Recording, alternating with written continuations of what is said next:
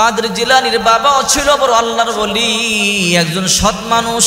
আব্দুল কাদের জিলানী রহমাতুল্লাহ আলাইহির মাও ছিল একজন নেককার মহিলা।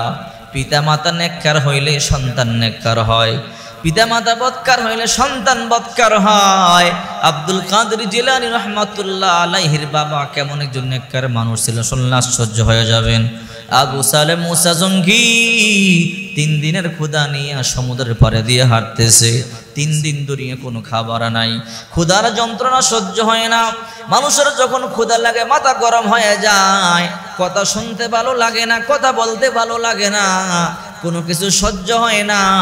দেখবেন রমজান মাসে যখন রোজা রাখেন ইফতারের সামনে আর কোনো কিছু ভালো লাগে না। ইফতারের সময় যখন শুরু হয় তখন মাথা গরম হয়ে যায়। আব্দুল কাদের জিলানী রাহমাতুল্লাহি আলাইহির বাবা আবু সালেম মুসা জঙ্গি 3 দিনের ক্ষুধা নিয়ে সমুদ্রের পাড়ে দিয়ে হাঁটতেছে, মাথা গরম, 3 দিনের ক্ষুধা সহ্য হয় না।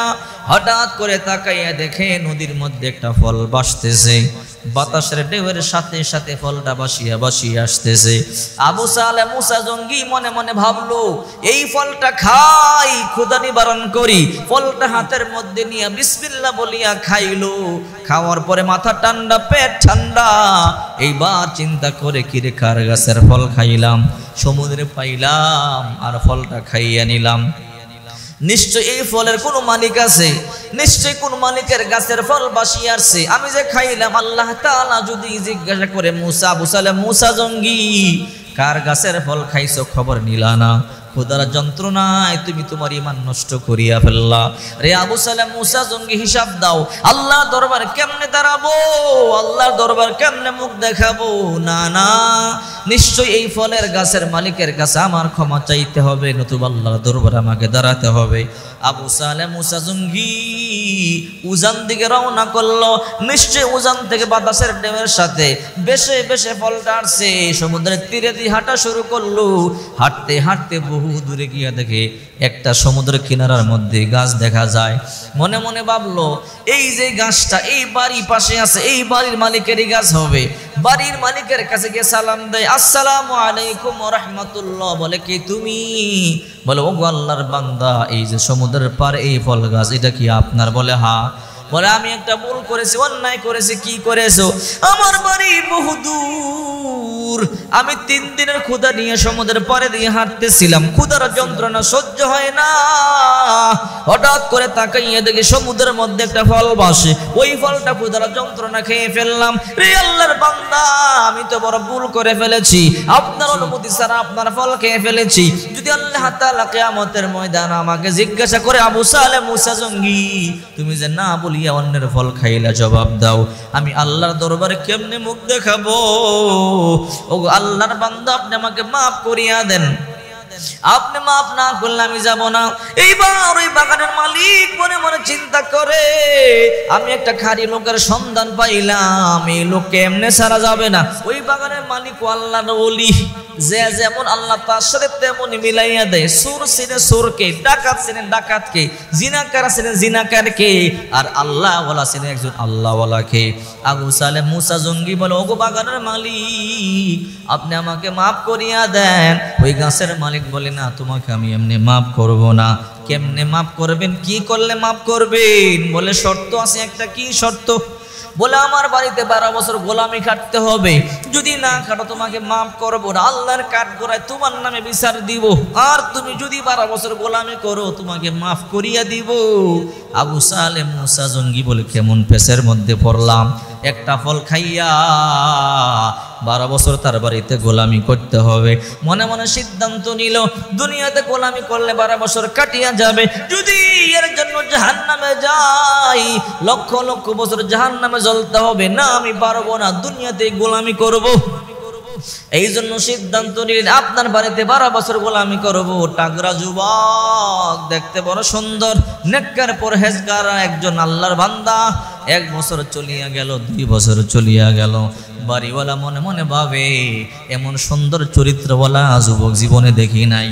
এমনি করতে করতে 10 বছর চলে গেল, 1 যুগ 12 বছর চলে গেল। 1 যুগ যাওয়ার পরে এইবার বলে, মালিক আপনি আমাকে মাফ করিয়া দেন, আমাকে ছাড়িয়া দেন। আপনার কথা আমি পালন করলাম, 1 যুগ 12 বছর আপনার বাড়িতে কাজ করলাম, এইবার আমাকে ছাড়িয়া দেন, মাফ করিয়া দেন। বারিক মালিক বলে, না রে আবু সালেহ মুসা, এখনো তোমাকে মাফ করব না, আর একটা শর্ত আমার মানতে হবে। বলে, কি শর্ত? বলে, আমার মেয়েকে তোমার বিবাহ করতে হবে। কি বলেন আপনি? বলে, হ্যাঁ, আমি তো আপনার মেয়েকে দেখি নাই, আপনার মেয়ে কেমন না কেমন। এবার গাছের মালিক বলে, রে আবু সালেহ মুসা জঙ্গি, শোনো, আমার মেয়েটা চোখ থাকতে অন্ধ, চোখ দিয়ে দেখে না। আমার মেয়েটা মুখ থাকতে বোবা, মুখ দিয়ে বলতে পারে না। আমার মেয়েটার পা থাকতে লুলা, চলতে পারে না। আমার মেয়েটার হাত থাকতে অবশ, হাত দিয়ে ধরতে পারে না। এই মেয়েটার বিবাহ করতে হবে। আবু সালেহ জঙ্গি চোখের পানিগুলো সারিয়া সারিয়া কান্দে, আল্লাহ এ কেমন পরীক্ষার মধ্যে আমারে ফালাইলা, একটা ফল খাওয়ার জন্য 12 বছর গোলামি করাইলা, আর এখন এমন মেয়ের গলার মধ্যে ঝুলাইয়া দিবা যারে সারা জনম ভর কাঁধে নিয়ে আমার চলতে হবে, যার হাত নাই, পাও নাই, চোখ নাই, মুখ দিয়ে কথা বলতে পারে না। চোখের পানিগুলো সারিয়া সারিয়া কান্দে। এইবার বাড়ির মালিক বলে, কিরে আবু সালেহ মুসা জঙ্গি, সিদ্ধান্ত জানাও, তুমি কি আমার মেয়েকে বিবাহ করবা নাকি তোমাকে আমি মাফ করব না, কোনটা চাও? আবু সালেহ জঙ্গি চোখের পানি সারিয়া কান্দে আর বলে, আপনার কথা আমি মানিয়া নিলাম, আপনার মেয়েকে আমি বিবাহ করব, তারপরও মাপ চাই, তারপরও মাপ নিতে হবে। বলল, ঠিক আছে, বিবাহ করো। বিবাহ হয়ে গেল। বলল, যাও বাসর করে যাও, তোমার জন্য তোমার বিবি অপেক্ষায় আছে। আবু সালেহ মুসা জঙ্গি রহমাতুল্লাহি আলাইহি হাঁটি হাঁটি পা পা করি যখন ঘরের দরজার মধ্যে ঢুকলো, এমনি বিবি দাঁড়াইয়া গেল, চোখ দুইটা বের করে সালাম দিয়া সামনে গিয়া স্বামীকে সালাম দিল, বুকের মধ্যে জড়াইয়া বলে, ও স্বামী আমার, আপনি কেমন আছেন?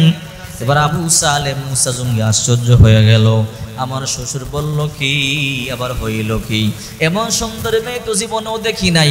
আমার শ্বশুর বলল, তার মুখ থাকতে মুখ দিয়ে কথা বলতে পারে না, পা থাকতে পা দিয়ে চলতে পারে না, হাত আছে হাত দিয়ে ধরতে পারে না, চোখ আছে চোখ দিয়ে দেখে না। আমার শ্বশুরের কথার সাথে মিল নাই।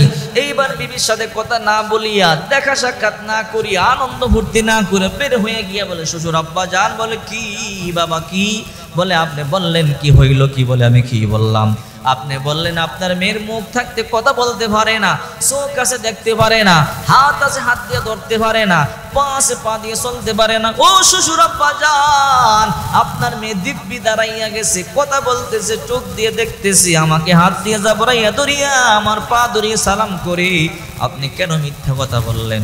শ্বশুর বলেন, না রে আবু সালেহ মুসা জঙ্গি, একটা মিথ্যা কথা বলি নাই। বলে, তাই নাকি? বলে, হ্যাঁ, কি মিথ্যা বলেন নাই? রে আবু সালেহ মুসা জঙ্গি, আমি কি বলছি বুঝো? আমার মেয়ের জবান আছে, জবান দিয়ে কথা বলতে পারে না, তার মানে আমার মেয়ে আমাদের পরিবার ছাড়া অন্য বিন পুরুষের সাথে জীবনও কথা বলে নাই। আমার মেয়ে এমন একটা মানুষ, জীবনে আমাদের পরিবারের লোক ছাড়া অন্য কোনো পুরুষকে চোখ দিয়ে দেখে না, এই জন্য বলছি চোখ থাকতে অন্ধ। আমার মেয়ে এমন একটা মানুষ, জীবনে আমাদের গড় ছাড়া পায়ে হাইটা বাহিরে যায় না, এই জন্য বলেছি পা থাকতেও লুলা। আমার মেয়ে জীবনে হাত দিয়ে খারাপ কিছু ধরে নাই। রে আবু সালেহ জঙ্গি মুসা, তুমি টেনশন করবা না, আমার মতো একটা নেককার মেয়ে তুমি জীবনে খুঁজে দ্বিতীয়টা পাইবা না। আবু সালেহ জঙ্গি মুসা সেজদায় পড়ে বলে, আল্লাহ তুমি আমার জন্য এমন নেককার একটা স্ত্রী রাখছো যে আমি জীবনে কল্পনা করতে পারি নাই। বাবাও নেককার, মাও নেককার, এই জন্য আল্লাহ পাক রব্বুল আলামিন এই ঘরে দিয়েছে একটা নেককার সন্তান। নাম রেখেছে আদর করে আব্দুল কাদের জিলানী রহমাতুল্লাহ আলাইহি। ছোট্টকালে বাবা মারা যায়। আব্দুল কাদের জিলানী রহমাতুল্লাহ আলাইহি যখন একটু বড় হলেন, মা কানে কানে বলে, বাবা আমার একটা স্বপ্ন পূরণ করবা কিনা? বলো মা, কি স্বপ্ন বলো? বাবা রে, তোমারে মাদ্রাসার মধ্যে পড়াইবো, তোমারে মাদ্রাসায় পড়াইয়া হাফেজ বানাইবো, আলেম বানাইবো। আব্দুল কাদের ছোট্ট বালক বলে, মা তুমি টেনশন করবা না, তুমি কোনো চিন্তা করবা না, আমাকে মাদ্রাসার মধ্যে ভর্তি করাইয়া দাও। মা গো আমার মাদ্রাসায় ভর্তি করাইলে আমি হাফেজ হব, আলেম হব। মা বলে বাবা এই দুনিয়ার মধ্যে তোর বাবা নাই, তোরে আমি পড়াইবো তেমন টাকা পয়সা আমার নাই রে বাবা। তোর বাবা মহারানা হিসাবে একটা স্বর্ণের টুকরা আমাকে দিয়েছিল, এই সোনাটা আমি তোকে দিতে চাই, এটা বিক্রি করিয়া মাদ্রাসার মধ্যে পড়বি। মা সিলাই করিয়া বলেন নিচে স্বর্ণের টুকরাটা দিয়ে বলে রে আব্দুল কাদের মাদ্রাসার মধ্যে যাও, এই স্বর্ণের টুকরা ওস্তাদকে দিয়ে বলবা ওস্তাদ জি আমার মা স্বর্ণের টুকরাটা দিয়েছে, এটা বিক্রি করে আমাকে পড়াইবার জন্য বলেছে। রে আব্দুল কাদের আর কোনোদিন মিথ্যা কথা বলবা না, জীবনে যত বিপদের সম্মুখীন হও মিথ্যা কথা বলবা না। আব্দুল কাদের জিলানী বলল মা ঠিক আছে, জীবনে কোনোদিন মিথ্যা কথা বলবো না। আব্দুল কাদের জিলানী রহমাতুল্লাহ আলাইহির মা সন্তানকে সুন্দর করিয়া গাটুরে সাজাইয়া গাটুরের ভিতরে কিছু গুড় চিরা মুড়ি দিয়া কিছু পুরাতন কাপড় দিয়া বলে বাবা যাও মাদ্রাসার মধ্যে যাও, তোমাকে দেওয়ার মতো তেমন দামি সম্পদ আমার নাই। বলল বাবা ওয়াদা মনে রাখবা, জীবনে মিথ্যা কথা বলবা না। বলল মা তোমার কথা আমি মানবো, কারণ মিথ্যা থেকেই গুনাহ শুরু হয়। যে ব্যক্তি মিথ্যা বলে না ওই ব্যক্তি কিন্তু গুনাহ করতে পারে না। এই জন্য মা নেককার হইলে সন্তানকে ভালো কিছু শিখায়, কারণ মা সন্তানকে ছোটবেলায় শিখায় সন্তান কোনোদিন মিথ্যা কথা বলবো না। সন্তান বলে মা ওয়াদা দিলাম জীবনে কোনোদিন আমি মিথ্যা কথা বলবো না। আব্দুল কাদের জিলানী রহমাতুল্লাহ আলাইহি পিঠের মধ্যে গাটুরি নিয়ে হাঁটি হাঁটি পা পা করে মরুপ্রান্তর দিয়ে রওনা করলো। বহুদূর মাদ্রাসার মধ্যে পড়বার জন্য যাবে, যেতে যেতে সন্ধ্যা হয়ে যায়। বড় প্রান্তরে বিশাল মরুভূমি মধ্যখানে ডাকাত দল আক্রমণ করিয়া বলে রে বালক তোর নাম কি বল? বলে আমার নাম আব্দুল কাদের জিলানী। রে আব্দুল কাদের কই যাও? বলে মাদ্রাসায় পড়বার জন্য যাই, তোমার গাটুরির মধ্যে কি আছে সব বাহির করিয়া দাও। আব্দুল কাদের জিলানী রহমাতুল্লাহি বালক বলে আমার গাটুরির মধ্যে দামি সম্পদ বলতে কিছু নাই, কিছু গুড় চিরা মুড়ি পানি আর কিছু পুরাতন কাপড়, এছাড়া আমার গাটুরির মধ্যে দামি সম্পদ বলতে কোনো কিছু নাই। বলে তোমার কথা বিশ্বাস করি না, গাটুরি খোলো। গাটুরি খুললো, এইবার খুলিয়া দেখে এই গাটুরির মধ্যে দামি কোনো সম্পদ নাই, পুরাতন কাপড় আর কিছু পানি দেখা যায়, গুড় মুড়ি চিরা দেখা যায়। এইবার ডাকাত দল বলো রে আব্দুল কাদের যা যা চলে যা মাদ্রাসায় যা। আব্দুল কাদের জিলানী রহমাতুল্লাহ আলাইহি গাটুরি সুন্দর করিয়া বড়িয়া আবার রওনা করলো। কিছু দূর যাওয়ার পরে হঠাৎ করে মনে পড়লো মায়না বলছে মিথ্যা বলবি না, আমার বউলের নিচে স্বর্ণের টুকরা আছে। ডাকাত দল আমাকে জিজ্ঞাসা করলো, আমি বললাম আমার কাছে কোনো কিছু নাই, আমার কাছে না স্বর্ণের টুকরা আছে। আমার তো মিথ্যা কথা হয়ে গেল, একটা মিথ্যার জন্য কমপক্ষে 7000 বছর জাহান্নামে চলা লাগবে। না না জাহান্নামের আগুন সহ্য করতে পারবো না। আবার দৌড়াই আসছে ও ডাকাত ভাই। বলে কি? বলে আমি একটা মিথ্যা কথা বলেছি। বলে কি মিথ্যা কথা? বলে আমার এই বগলের নিচে আমার মা সিলাই করে একটা স্বর্ণের টুকরা দিছে, আপনারা যখন বলেছেন তোমার কাছে কি আছে সব সম্পদ বাহির করো। আমি বললাম আমার কাছে তো আমি সম্পদ বলতে কিছু নাই, কিন্তু আমার কাছে একটা স্বর্ণের টুকরা আছে। আমি মিথ্যা কথা আপনাদের সাথে বলেছি রে ভাই, জাহান্নামে যাওয়া লাগবে। এই স্বর্ণের টুকরা তোমরা নিয়ে নাও, তারপর আমার জাহান্নাম থেকে বাঁচাও। এই কথা বলবার পরে ডাকাত দল বলে দেখি, হঠাৎ করে বগলের নিচে হাত দিয়ে দেখে সত্যি স্বর্ণের টুকরা। ডাকাত দল খুলিয়া হাতের মধ্যে নিয়ে দেখে চকচক সোনা দেখা যায়। ডাকাত দল বলে কি রে আব্দুল কাদের, আমরা তো তোমাকে বললাম যাও চলিয়া যাও, তুমি চলিয়া গেলে তো যাইতে পারতা, এখন তোমার স্বর্ণের টুকরা আমরা রাখিয়া দেব। আব্দুল কাদের চোখের পানিগুলো সারিয়ে বলে আপনারা রাখিয়া দেন, তারপর আমাকে জাহান্নাম থেকে বাঁচান। বলে জাহান্নাম থেকে কেমনে বাঁচবা বুঝতে পারলাম না। বলে আমার মা বলেছে জীবনে যত বড় বিপদের মধ্যেই পড়ো, কোনোদিন মিথ্যা কথা বলবো না। আমি তো মিথ্যাবাদী হয়ে গেলাম। আমি বললাম দামি কোনো সম্পদ আমার কাছে নাই, এই মিথ্যার জন্য জাহান্নামে জ্বলতে পারবো না, এই জন্য আবার স্বর্ণের টুকরা নিয়ে আসলাম। এই স্বর্ণের টুকরা আপনারা নিয়ে আনেন, এরপরও জাহান্নাম থেকে আমারে বাঁচাইয়া দেন। আমি জাহান্নামে জ্বলতে চাই না, আমি আমার মালিকের ইবাদত বন্দেগী জিন্দেগি করতে চাই, কারণ জাহান্নাম বড় ভয়ঙ্কর। জাহান্নামের সাপ বিচ্ছুর কামড় সহ্য করতে পারবো না, জাহান্নামের আগুনে দাও দাও করে আমি জ্বলতে পারবো না। এই কথা বলবার পরে ডাকাতের সর্দার চোখের পানিগুলো সারিয়া কান্দি। এই ছোট্ট একটা বালক জাহান্নামকে কত ভয় পায়। আর আমরা জীবনে কত অন্যায় করলাম, কত অপরাধ করলাম, কত মানুষকে হত্যা করলাম, কত মানুষের সম্পদ লুণ্ঠন করিয়ে মানুষকে কষ্ট দিলাম। আমরা তো জাহান্নামী, আমাদের ভিতরে জাহান্নামের ভয় নাই।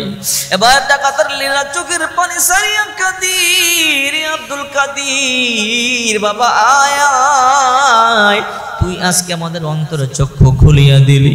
এই জীবনে কত অন্যায় করলাম, অপরাধ করলাম, একটা মিথ্যা কথা বিপদের মধ্যে পড়িয়া বলছো, এরপরও জাহান্নামকে এত ভয় পাও। আর আমরা কত অন্যায় করেছি, কত জুলুম করেছি, কত মানুষকে হত্যা করেছি। রে বাবা আব্দুল কাদির, তোর হাতটা দে, আমাদেরকে তোমার মুরিদ বানাইয়া নাও। আমরা ওয়াদা দিলাম আর জীবনে কোনো মানুষকে হত্যা করব না, ডাকাতি করব না, কাউকে কষ্ট দিব না। বাকি জীবনটা আল্লাহর হুকুম মোতাবেক, নবীজির সুন্নাহ মোতাবেক কাটাইয়া দিব। ডাকাতের লিডাররা তওবা করলো, ভালো হয়ে গেল। স্বর্ণের টুকরাটা আব্দুল কাদের জিলানীকে আবার উল্টা ফেরত দিয়ে বলে, যাও বাবা যাও, এই স্বর্ণের টুকরা নিয়ে তুমি চলিয়া যাও। আব্দুল কাদের জিলানী রহমাতুল্লাহি আলাইহি হাঁটি হাঁটি পা করে মাদ্রাসার মধ্যে আসলেন। আয়েশা উস্তাদকে সালাম দিলেন, আসসালামু আলাইকুম ওয়া রাহমাতুল্লাহ। উস্তাদ বললেন, ওয়া আলাইকুম সালাম। বাবা তোমার নাম কি? আব্দুল কাদের। কোথায়? বাড়ি জিলান শহরে। রে আব্দুল কাদের, তোমার বাবা কি করে? আমার আব্বা জান নাই। উস্তাদ গো, আমার মা বড় গরিব মানুষ, টাকা নাই, পয়সা নাই। আমার মায়ের একটা স্বর্ণের টুকরা ছিল, এই স্বর্ণের টুকরা আমাকে দিয়েছে মাদ্রাসার মধ্যে পড়বার জন্য। ওস্তাদ বলেন, আব্দুল কাদের টেনশন করবা না, কান্না করবা না, তোমার আমি পড়াবো। রে আব্দুল কাদের, তুমি কোনো টেনশন করবা না, পড়বা। আব্দুল কাদের পড়ো, বিসমিল্লাহির রহমানির রহিম, আলিফ বা তা সা জিম। আব্দুল কাদের জিলানী বলে, ওস্তাদ জি, এই আলিফ বা তা সা আমার মুখস্থ, সামনে চলেন। ওস্তাদ সামনের পৃষ্ঠায় গেল। আব্দুল কাদের বলে, ওস্তাদ জি, আমার এই কায়দা মুখস্থ। বলে, তাই নাকি? বলে, হ্যাঁ, আম পড়া পড়া, আম পড়া মুখস্থ। এবার উস্তাদ বলেন, আব্দুল কাদের পড় আলিফ লাম মিম। আব্দুল কাদের জিলানী রহমাতুল্লাহ আলাইহি বলে, উস্তাদ এই 1 নাম্বার পড়া আমার মুখস্থ। রে আব্দুল কাদের 2 নাম্বার পড়া পড়। বলে, 2 নাম্বার পড়া আমার মুখস্থ। 3 নাম্বার পড়া পর। তিলকা রুসুল ফাদদালনা বা'দুহুম আলা বা'দ। ও উস্তাদ জি, সামনে চলেন, এই 3 নাম্বার পড়া আমার মুখস্থ।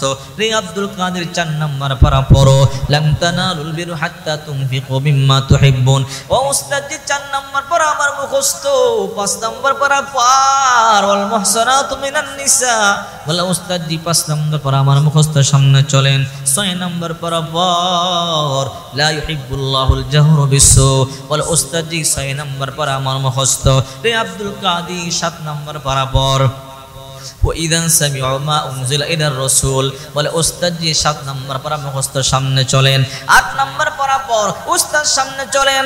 10 নাম্বার পড়া পর, ওয়ালামু আন্নামা গনিমতুম মিন শাইইন ফাআন্না লিল্লাহি খুমুসাহু ওয়া লিররাসূল। বলে, উস্তাদ জি 10 নাম্বার পড়া আমার মুখস্থ। বলে, ও আব্দুল কাদের সামনে চলে 11 নাম্বার পড়া। ইয়াতাযিরুনা ইলাইকুম ইযা রাজাতুম ইলাইহিম। উস্তাদ জি সামনে চলেন। 11 নাম্বার পড়া পর্যন্ত আমার মুখস্থ। 12 নাম্বার পড়া পর, ওমা মিন দাব্বাতিন ফিল আরদি ইল্লা আলাল্লাহি রিজকুহা। ও উস্তাদ জি 12 নাম্বার পড়া আমার মুখস্থ। 13 নাম্বার পড়া পর, ওমা উবারিউ নাফসি ইন্নান নাফসা লাআম্মারাতুন বিসসু। বলে, উস্তাদ জি 13 নাম্বার পড়া আমার মুখস্থ, সামনে চলেন। রে আব্দুল কাদের 14 নাম্বার পড়া পর, রুবামা ইয়াওয়াদুল্লাযিনা কাফারু লাউ কানু মুসলিমিন। ও উস্তাদ জি 14 নাম্বার মুখস্থ, সামনে চলেন।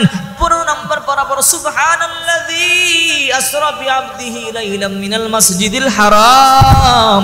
উস্তাদ জি 15 নাম্বার পড়া আমার মুখস্থ, সামনে চলেন। 16 নাম্বার পড়া পর, ক্বালা আলাম আকুল লাকা। বলে, উস্তাদ জি 16 নাম্বার পড়া আমার মুখস্থ। 17 নম্বর বরাবর ওগো উস্তাদ জি ইকতারাবা লিন-নাস হিসাবুহুম, এটাও আমার মুখস্থ। বল 18 নম্বর বরাবর আব্দুল কাদের কদ আফলাহাল মুমিনুন। ও উস্তাদ জি 18 নম্বর বরাবর মুখস্থ, সামনে চলেন। উস্তাদ বলেন আব্দুল কাদের 19 নম্বর বরাবর ওয়াকালাল্লাযীনা লা ইয়ারজুনা। বলে উস্তাদ জি আমি আর পারি না। উস্তাদ বলে কিরে আব্দুল কাদের কোন মাদ্রাসার মধ্যে পড়ে আসছো, এত সুন্দর করে পড়তে পারো, উস্তাদের নামটা একটু আমারে বলো। বলে উস্তাদ জি জীবনে কোনোদিন মাদ্রাসার মধ্যে পড়ি নাই। আব্দুল কাদের কি বলো, মাদ্রাসা না পড়লে এই 18 পারা কেমনে মুখস্থ করলা? বলে উস্তাদ জি এই 18 পারা আমি আমার মায়ের গর্ভে মুখস্থ করেছি। বলে কেমনে বলো, কি বলো, আশ্চর্য কথা। ও উস্তাদ জি আমি যখন আমার মায়ের গর্ভে ছিলাম, আমার মা সবসময় অজু অবস্থায় থাকতো, জিকির আজগারে থাকতো, কোরআন তেলাওয়াত করতো। আমার মা কোরআন তেলাওয়াত করতো আর আমি শুনে শুনে মুখস্থ করে ফেলতাম। আমার মা 1 পারা থেকে 18 পারা পর্যন্তই তেলাওয়াত করেছে। এরপর আমার মা অসুস্থ হয়ে যায় আর কোরআন তেলাওয়াত করতে পারে নাই। এই জন্যে 1 থেকে 18 পারা পর্যন্ত শুনে শুনে মুখস্থ করে ফেলেছি। উস্তাদ আল্লাহর কসম যদি আমার মা গোটা 30 পারা পড়তো, আমি গোটা 30 পারাই মুখস্থ করে ফেলতাম। চিন্তা করে দেখেন নেককার মা হইলে কেমন সন্তান হয়। হে মা বোনেরা কান খাড়া করে ভালো করিয়া শোনো, তোমার পেটটা বড় দামি একটা পেট, তোমার এই 5 ইঞ্চি পেটটা বড় দামি পেট। এই পেটের দিকে যত বদমাশে নজর দিবে তোমার সন্তানের উপর আসর পড়বে। আর এই পেটটাকে যদি তুমি সুন্দর করে ডাকিয়া রাখতে পারো, পর্দা রাখতে পারো, তোমার সন্তানটাকে আল্লাহ তাআলা হেফাজত করবে। এই জন্য বলি মা পর্দার ভিতরে চলবে, পর্দায় চলিও না। কারণ মা খারাপ হলে সন্তান খারাপ হয়। গাছ যেমন ফল তেমন হয়, বাছুর গাই যেমন হয় বাছুর তেমন হয়। এই জন্য বিশ্বনবী মুহাম্মদ রাসূলুল্লাহ সাল্লাল্লাহু আলাইহি ওয়াসাল্লাম বলেন নিসাউন কাসিয়াতুন আরিয়া মুমিলাতুন মাইলাতুন রুসুন কাসনিমাতিল বহুতিল মাইলা। শেষ জমানার মধ্যে এমন কিছু নারী হবে বস্ত্র পরিহিতা কিন্তু উলঙ্গ মনে হবে। এমন নারী এমন কাপড় পরবে উলঙ্গ মনে হবে, তাকানো যাবে না, লজ্জা লাগবে। ওটার সুটের মতো খোপা বাঁধবে, মডার্ন করে হেলে তুলে চলবে। বিশ্বনবী মুহাম্মদ রাসূলুল্লাহ সাল্লাল্লাহু আলাইহি ওয়াসাল্লাম বলেন ওই সমস্ত নারীরা তো জান্নাত পাবেই না, জান্নাতের সুঘ্রাণ পর্যন্ত পাবে না। অথচ বিশ্বনবী মুহাম্মদুর রাসূলুল্লাহ সাল্লাল্লাহু আলাইহি ওয়াসাল্লাম বলেন জান্নাতের সুঘ্রাণ 500 বছর রাস্তা দূর থেকেও পাওয়া যায়। এই নারীরা জান্নাতের সুঘ্রাণ পর্যন্ত পাবে না। আল্লাহর হাবিব মুহাম্মদুর রাসূলুল্লাহ সাল্লাল্লাহু আলাইহি ওয়াসাল্লাম বলেন অধিকাংশ নারীরা জাহান্নামে যাবে, অধিকাংশ নারীরা জাহান্নামে যাবে। নারীরা বলে ইয়া রাসূলুল্লাহ কেন? স্বামীকে কষ্ট দেওয়ার কারণে, নামাজ না পড়ার কারণে, বেপরদায় থাকার কারণে। আল্লাহর হাবিব বলে হে নারীরা তোমরা বেশি বেশি দান করো, সদকা করো, কারণ নারীদেরকে বেশি জাহান্নামে দেখি আসছি।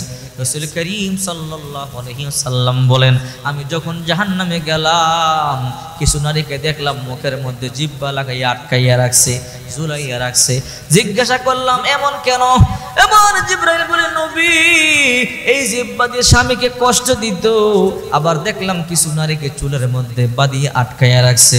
কেন রে জিবরাইল? বলে তারা দুনিয়ার মধ্যে চুল বাহির করিয়ে পুরুষদেরকে আকৃষ্ট করত, বিভিন্ন কালার করত।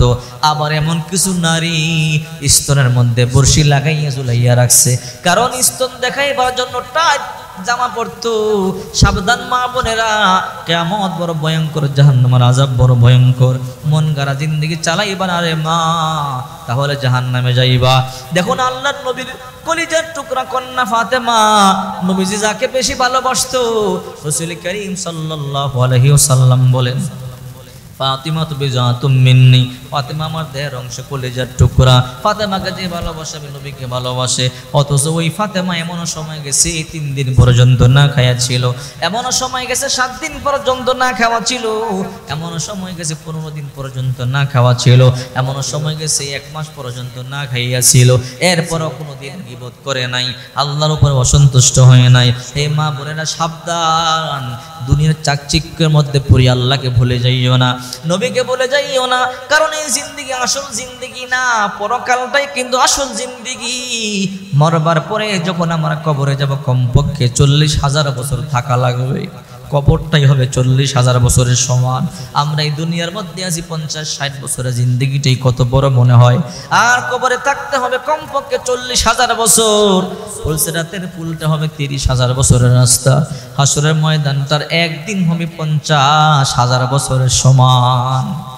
একটু চিন্তা করে দেখেন কেমন ভয়ঙ্কর, এরপরও কেমন নামাজ পড়েন।